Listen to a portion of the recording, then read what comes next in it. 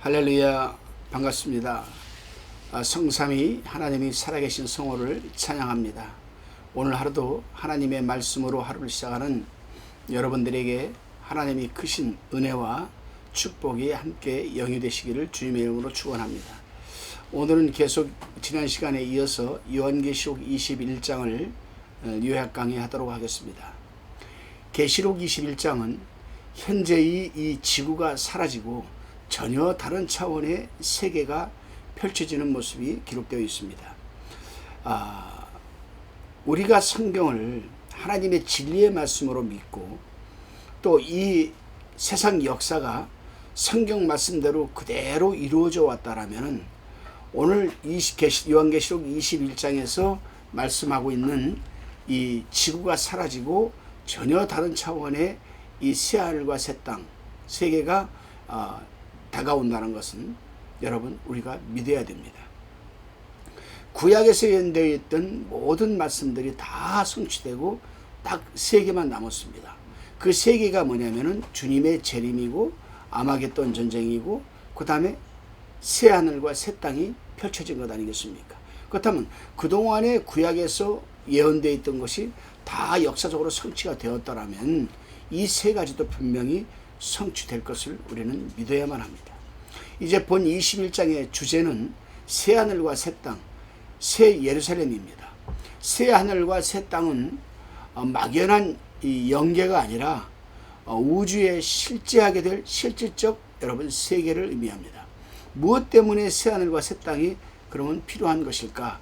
이 부분을 우리가 염두에 두면서 말씀을 들으시기를 바랍니다. 옛 땅과 하늘은 죄로 오염되었기 때문입니다. 하나님께서 처음 새 에덴을 창조하셨을 때는 죄가 없었어요. 그때는 여러분 정말 아주 이 지구가 이 에덴 동산이 정말 하나님과 우리 인간의 시조인 아담, 이 사람의 대표로 이 인간이 사람이라는 이 아담과 아무런 죄가 없고 벽이 없는 상황에서 정말 영생이 여러분 이루어져 갈 것 같았습니다. 그러나 어느 한순간에 죄가 다가오고 인간이 그 죄를 범함으로써 하나님과의 담이 막혀져 버리고 여러분 이제는 그 에덴 동산이 죄로 오염되고 말았습니다. 우리가 성경을 말할 때 흔히 신학적으로 말할 때 일반 계시와 특별 계시가 있습니다. 일반 계시는 하나님이 인간들에게 베풀어 주시는 보편적인 여러분 이 계시고 또 은혜이죠. 그러나 죄가 없을 때는 일반 계시만 가지고도 살아계신 하나님을 우리가 체험할 수 있고 누릴 수 있고 교통할 수가 있었습니다. 그래서 살라맘상을 바라보면 하나님이 아름다운 세상을 창조하셨구나 이렇게 느낄 수가 있었죠. 그러나 죄가 들어옴으로 해서 그 죄 속에 감추어져 있는 비밀한 이 아주 비밀이 숨겨져 있었어요. 그게 뭐냐면은 사단이 개입함으로 해서 인간을 죄로 오염시켜버리고 하나님과 교통할 수 없도록 막아버렸습니다. 그래서 일반 계시만 가지고는 하나님을 알 수가 없어요. 예를 든다라면은 우리가 흔히 얘기할 때 계란이 먼저일까요? 닭이 먼저일까요? 물어본다면 여러분들은 어떻게 대답하시겠습니까? 계란이 먼저죠. 계란에서 닭이 나오니까. 그러면 계란은 어디서 나왔습니까? 닭이죠. 닭은 어디서 나왔습니까? 계란에서 나왔죠. 정답이 없는 거예요. 자, 저도 학교 다닐 때 이 세상이 어떻게 만들어졌을까? 빅뱅 이론을 공부했습니다. 근데 빅뱅 이론이 과학적으로 뒷받침이 안 되는 거예요. 쉽게 얘기하면 또 하나만 얘기해 볼게요. 당신은 어떻게 태어났습니까? 어머니하고 아버지에 의해서. 그럼 어머니 아버지는 할아버지에 의해서. 그럼 할아버지는 끝이 없이 올라가는 거죠. 끝이 없이 올라가는 거예요. 그러면 결국적으로 신앙적으로 얘기를 한다면 아담과 하와에서 태어난 거죠. 그럼 아담과 하와는 어디서 태어났습니까? 정답이 여기 있는 거예요. 하나님이 창조하셨거든요.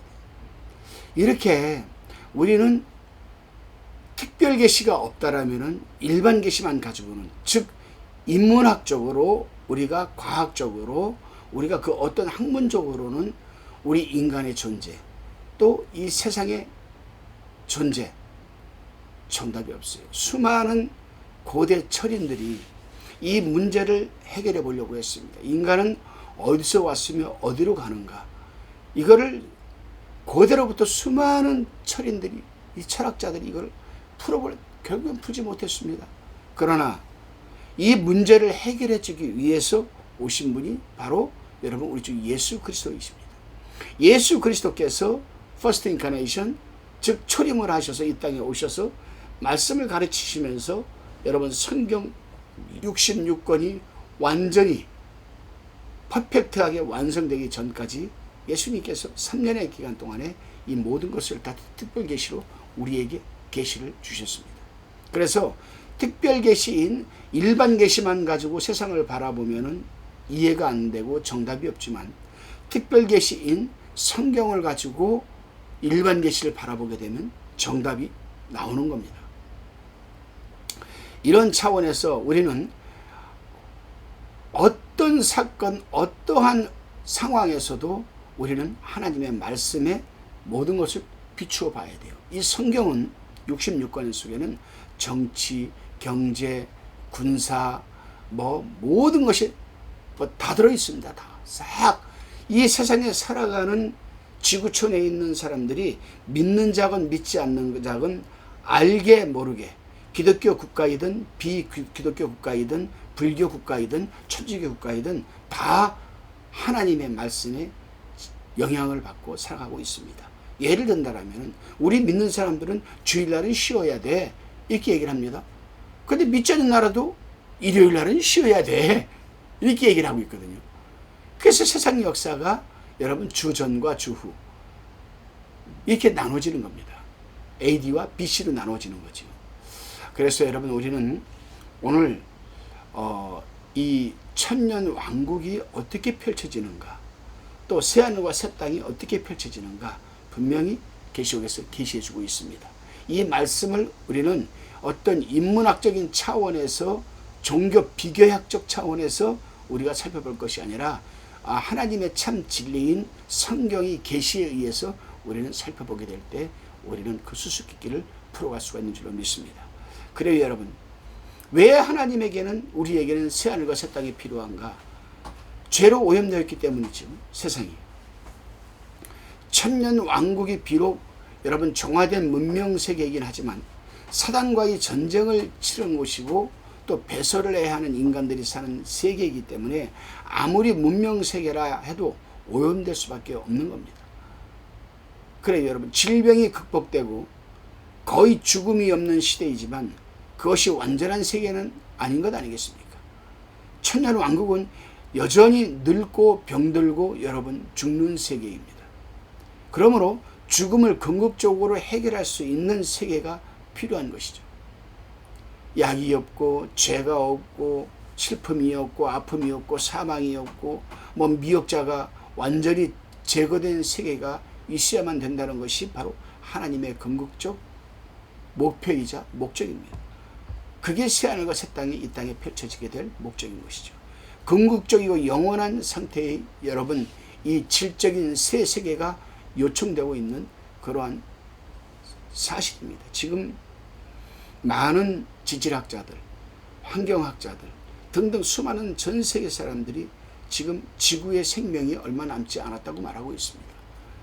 지금 불과 200~300년 전만 해도 이 지구의 대기권 바깥에 나가서 지구를 촬영해 보면 지구가 아주 청록하고 아주 푸른색으로 맑고 아주 시원한 지구의 모습을 담고 있습니다. 나사 우주 항공에 들어가면은 연도수마다 별로 지구의 모습이 촬영된 게 나오죠. 그런데 산업화가 시작이 되고 기차가 석탄 떼는 기차가 나오고 그 다음에 매연이 가스가 나오고 지구촌이 쓰레기로 몸살을 앓고 막 이러면서 지구가 조금 0.2, 0.3%씩 더워가는데 지금 1.5도를 넘어섰어요, 지구가. 그래서 지금 나사 우주 항공국에서 이 지구를 벗어나서 은하세계에 가서 지구를 쫙 촬영해 보니까 지구가 3분의 2가 지금 붉게 물들어 있어요. 그만큼 지구가 지금 더워져 있고 폭발 직전이라는 거죠, 여러분. 어찌 보게 되면 우리가 가장 행복한 이 시기에 살고 있지 않나 그런 생각을 합니다. 여러분, 우리가 환경적으로 얘기를 한다면 지금 세상에 지구촌 곳곳에서 이상기온이 지금 일어나고 있습니다. 일본의 지진 7.2도가 엊그저께 일어났고 쓰나미가 발생됐고 여전히 계속 일어나고 있으며 더 큰 지금 지진이 온다고 합니다. 근데 그게 중요한 게 아니에요. 중국 여러분 산장시에는 72도까지 올라갔어요. 그 중국 신장 그 사막에서 모래를 쌓아놓고 삽으로 퍼놓고 거기다 계란을 놓으니까 계란이 익어버렸다 이 말이죠. 슬리퍼나 샌들을 신으면 발등이 화상을 입을 정도로 뿐만이겠습니까? 지금 유럽의 곳곳이 45도가 넘어가요. 수천 명이 지금 여러분 지금 온열 질환으로 수많은 사람들이 죽어가고 있습니다. 이것뿐만이 아닙니다, 여러분. 지금 중국에서는 폭풍, 폭우, 지진 그것뿐만이겠습니까? 지구 곳곳에서 지금 여러분 나라와 나라끼리 형제 나라끼리 싸움을 하고 족속이 족속을 치고 나라가 나라를 치고 전쟁이 일어나고 있죠. 언제 핵폭탄이 터질지도 모릅니다. 그것뿐만이겠습니까, 여러분? 평생 1년에 단 한 번 비가 올까 말까 하는 그런 나라에 폭우가 그냥 24시간 48시간 동안 내려가지고 동해가 다 떠내려가고 여러분.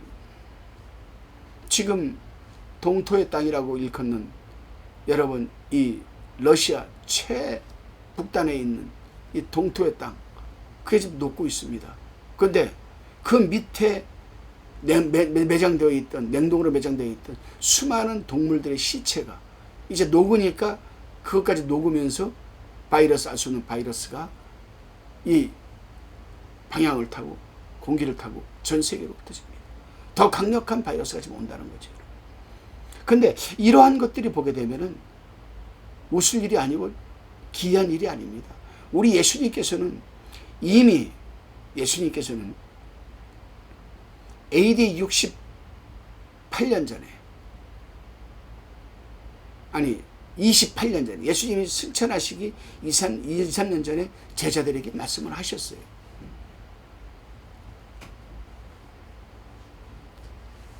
주님이 다시 오실 날이 언제인지 제자들은 궁금했습니다. 그때 예수님께서 언제 오는 건 나도 모른다. 하나님만이 아시는데 그러나 징조는 알 수가 있다. 내가 곧 다시 오게 될 때 징조 오기 전에 그 징조가 나라가 나라를 치겠고 족속이 족속을 치겠고 뭐 쭉 얘기하는데 지금 그러한 일들이 지금 일어나고 있는 시대잖아요. 그러니까 주님이 세컨 인카네이션 재림할 날이 하실 날이 얼마 남지 않았다는 것을 우리는 눈으로 지금 보고 있고 목도하고 있고 피부로 깨달고 있다 이 말이죠. 그래요.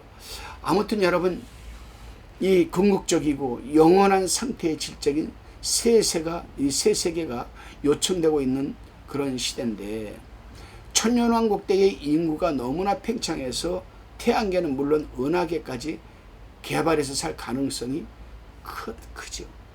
지금 여러분 일론 머스크라는 사람은 화성에 가서 인간이 살 준비를 지금 하고 있고 진행하고 있습니다.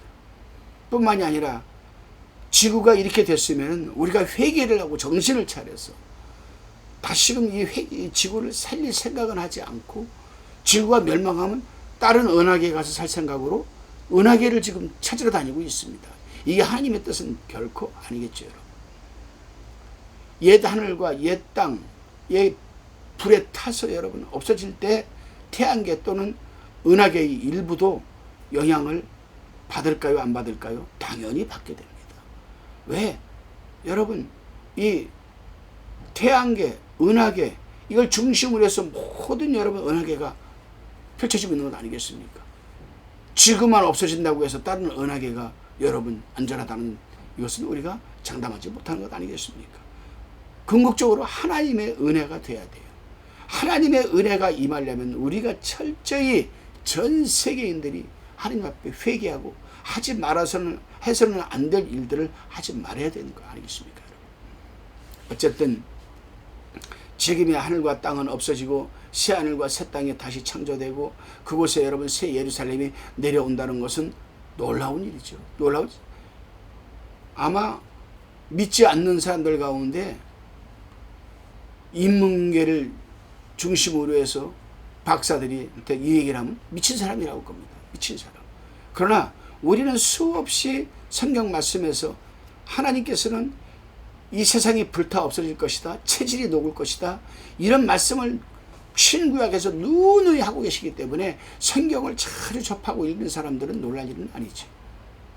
우리는 한때 천년왕국 때 새 예루살렘이 내려오는 것을 여러분 우리는 분명히 목도할 겁니다. 어찌 보거든 지금 살고 있는 우리가 가장 행복한 여러분 이 시대에 살고 있지 않나 그런 생각을 해봅니다. 그러나 천년왕국 때 새 예루살렘이 내려온다는 성경 말씀은 사실 성경에 없습니다. 그런 말씀. 종종 보면은 어떤 사람들은 성경에서 새 예루살렘이 천년왕국 때 새 예루살렘이 여러분 하늘에서 땅으로 내려온다 이렇게 돼 있다고 하는데 그런 말씀은 성경 창세기 요한계시록 어디를 뒤져봐도 없습니다. 일단 옛 하늘과 옛 땅이 없어지고 그곳에 새 예루살렘이 내려온다. 천년왕국과 대주되는 새 하늘과 새 땅을 우리는 영원세계라고 흔히들 말을 합니다. 물론 죽음을 가져왔던 시간이 영원한 여러분 생명에 의해서 삼킴을 당하고 영원세계라 할 수도 있습니다. 그러나 영원세계라고 해서 영적 세계가 아닙니다. 여러분. 새하늘과 새 땅 역시 우주 안에 있는 실제적인 여러분 세계입니다. 그러므로 여기도 시간과 공간이 있고 뭐가 있습니까? 물질이 존재합니다. 그러나 새하늘과 새 땅에 어떤 물질적 법칙이 적용한다고 해도 그것은 전혀 여러분 새로운 것이 맞는 거죠. 옛 땅과 옛 땅 없었으니까 다 새로운 것들이 여러분 열리는 겁니다. 새로운 세계가. 물리적 세계 안에 초물리적 법칙이 작용하는 특수한 세계라고 할 수 있는 거죠. 지금의 하늘과 땅이 불타 없어지고 성경에서 그렇게 말하고 있으니까 없어지고 이곳이 새하늘과 새 땅이 다시 창조될 때 현재의 천국이 새하늘과 새 땅으로 옮겨진다는 것은 하나님의 장막이 사람들과 함께 있기 위해서입니다. 만일 새하늘과 새 땅이 태양계 안에서 만들어지고 여러분 이 천국 새 예루살렘이 은하계 저편에 있다라면 영원 세계에서까지 성도들과 하나님이 분리 상태가 되어야 하므로 새 예루살렘이 새 땅으로 내려가는 것은 여러분 옳은 말씀입니다. 새 예루살렘이 내려올 필요 없이 백보자 심판 후에 모든 성도들이 새 예루살렘으로 옮겨가게 되면 되지 않느냐 반문할 수도 아마 있을 겁니다. 그러나 천년왕국 시대에 구원 얻은 자들이 천문학적인 숫자이기 때문에 현재의 새 예루살렘에 다 수용할 수가 없어서 광활한 새 하늘과 새 땅을 다시 창조하고 거기에 새 예루살렘이 한 도시로서 내려와 자리 잡게 하는 것. 그것이 성경적 사상이고 또 제 개인적인 여러분 견해이기도 합니다. 저는 개인적으로 이 요한계시록을 강의하기 위해서 국내외 도서들을 한 80여 권을 참고해 봤습니다. 그러나 요한계시록의 정통한 학자들이라도 비성경적으로 여러분 주석이나 강해를 하는 사람들이 있고 또 박사가 아니라도 성경적으로 강해를 하고 또 논리를 펴는 사람도 저는 봤습니다. 그러나 가장 중요한 것은 저는 유명한 학자라고 해서 그걸 참고한 것도 아니고 어느 누구도 아니고 오직 성경 한 권, 이 바이블 성경 한 권 안에서 뭐라고 하시는가, 그 중심을 내가 어디에 두고 요한계시록을 강해를 해야 될 것인가. 물론 개중에 종종 이건 잘못된 것이다, 이건 알려져서는 안 된다고 하는 건데 비판하는 것도 있습니다만 신구약의 통일성, 창세기부터 요한계시록까지 이 구속사의 흐름이 어떻게 흐르고 있는가, 그리고 이 말씀이 구약의 이 말씀이 신약에서는 어떻게 성취되고 이 성취된 신약에서 이 말씀이 구약에 어디에서 계시되고 있는가, 이러한 것들이 굉장히 저를 교회 요한계시록 강의하는데 중요한 자리를 잡게 하였습니다. 새 예루살렘에는 하나님을 믿은 성도들이 그 살아갈 집, 그 집이 건설되어 있겠죠. 그 집들은 각 사람의 행한 대로 그 상급에 따라서 여러분 지어진 것이므로 아무리 새하늘과 새 땅이 만들어져도 그것을 없앨 수는 없습니다.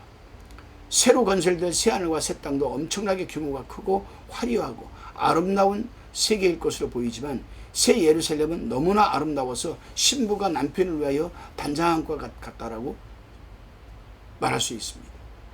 신부가 결혼식 전날 밤에 설레는 마음으로 결혼식장은 이제 결혼식 할 날이 밝았습니다. 그 신부는 아침 일찍 밥도 못 먹고 그냥 뚱뚱해질까봐, 배가 나올까봐 그냥 배를 안으로 잡아 넣고, 그것도 모자라가지고 그냥 끈으로 배를 찡찡 감아가지고 그냥 딱 눌러놓고 일찍 예식장에 가가지고 신부 대기실 가가지고 화장 예쁘게 단장을 하잖아요. 우리도 그럴 날이 올 것 같아요. 새 예루살렘에 있는 생명나무의 잎사귀, 그것을 우리는 만끽하기 위해서, 다시 말해서 새하늘과 새 땅에도 왕노릇을 할 나라가 있기 때문에 방대한 지역에 수많은 백성들이 널려 있고 각 나라가 있어서 이것을 만국이라고 하는 겁니다. 새 예루살렘과 만국을 대조시키고 있는 본문 22장, 요한계시록 22장 2절의 말씀을 통해 새 예루살렘은 새하늘과 새 땅의 일부가 될 것임을 우리는 알 수가 있는 겁니다. 새하늘과 새 땅, 새 예루살렘과의 관계가 인간이 이성으로 이해하기가 어려워서 여러분 하나님의 영적 계시가 없이는 절대로 여러분 주석을 할 수가 없습니다. 성령께서 조명하여 주시고 계시해 주시지 않으면, 그리고 성령께서 우리의 눈을 열어서 신구약의 통일성과 여러분 이 구속사를 깨닫지 못하면은 절대로 여러분 요한계시록 주석할 수가 없습니다. 그래서 이 잔 칼빈도 다른 건 다 주석을 하고 강연을 했어도 요한계시록만큼은 주석을 시작하다가 손을 놓고 말았습니다. 그러나 이 시대에는 너무나 많은 주석들이 나와 있고 이 시대에는 성경들이 너무나 쉽게 여러분 번역이 되어서 있기 때문에 우리가 성령의 조명을 받아서 신구약의 통일성과 구속사의 흐름을 깨닫기만 하면 하나님 요한계시록을 강의하는 데 이렇게 어려움은 없습니다. 수많은 주석가들이 그 용어만 언급했지 지금의 우주와 연관시켜서 여러분 설명하지는 않았습니다. 제가 주석을 국내에 도서들을 많이 봤는데 이 새하늘과 새 땅에 연결해서 주석한 학자들이 손에 꼽힐 정도예요. 왜냐하면 새하늘과 새 땅이 막연한 영적 세계라고만 생각을 하기 때문입니다. 이 부분에 대해서 하나님께서 열어주시면, 성령이 우리의 눈을 열어주시고 조명하여 주시면 신구약 통일성과 구속사의 흐름을 따라 가다 보면은 확실하고 분명한 여러분 이 새하늘과 새 땅에 대해서 우리는 깨달을 수가 있다 이 말입니다. 여러분들이 그런 은혜가 임하시기를 기원드립니다.